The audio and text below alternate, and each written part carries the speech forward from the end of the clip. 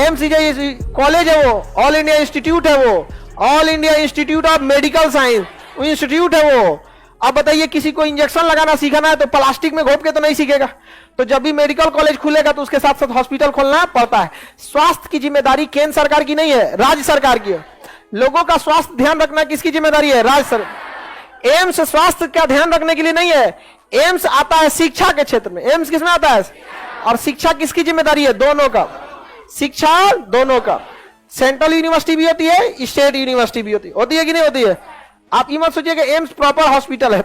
AIIMS एक institute है और इसकी फैसिलिटीज इतनी बेहतरीन है जिसका कोई हद नहीं। मतलब जो 1 करोड़ की फीस 5,000 में पढ़ा देगा। जो पढ़ाई एमबीबीएस की अगर आप प्राइवेट से पढ़िएगा तो 1 करोड़ लगेगा, वही पढ़ाई को एम्स कितने में करा देगा?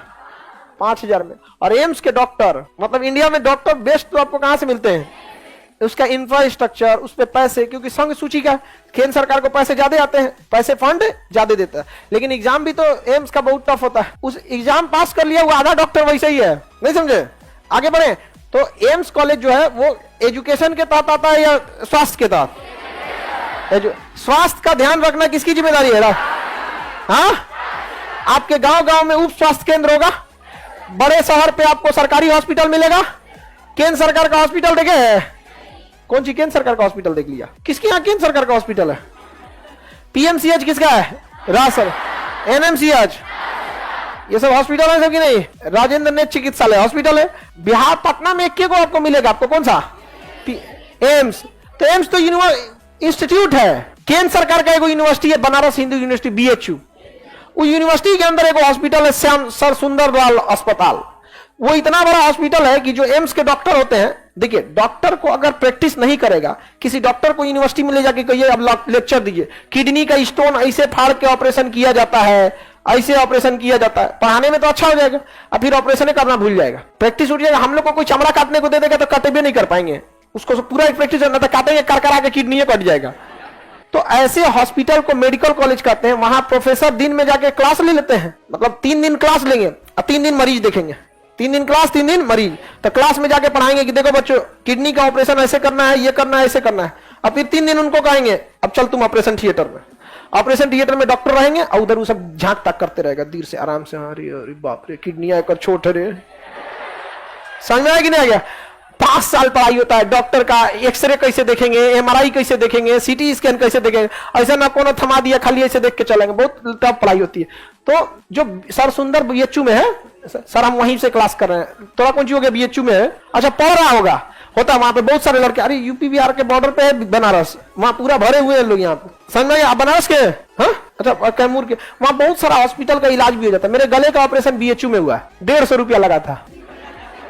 हाँ 150 रुपया हो गया। यहाँ पे एक जगह कानपुर में दिखाने गए थे तो 1.5-2 लाख बता रहा था। तो घर की स्थिति हम लोग की ऐसी थी कि सोचा 1.5 लाख में मर जाए तो इलाज ना हो पाए।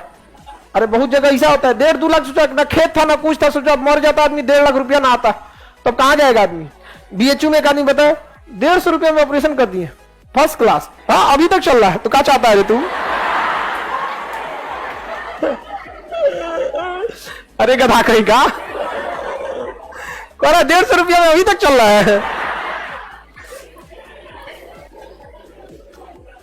आगे बढ़ जाते हैं। हाँ बहुत डॉक्टर भी बहुत सटीक एकदम वहां पे डॉक्टर, और कुछ स्टूडेंट भी थे सब वहां पे स्टूडेंट। तो हमको डर लग गया कि तो बीएचयू इंस्टीट्यूट है, हमको याद आने लगा पॉलिटी यार, तो स्वास्थ्य ध्यान रखना राज्य सूची का विषय है, और ये जो है शिक्षा है वो समवर्ती का है, बीएचयू शिक्षा के तहत आता है। ऐसे ना हमने स्टूडेंट सबको भिड़ा दे डॉक्टर कि भाई तुम इसी पे सीख जाओ।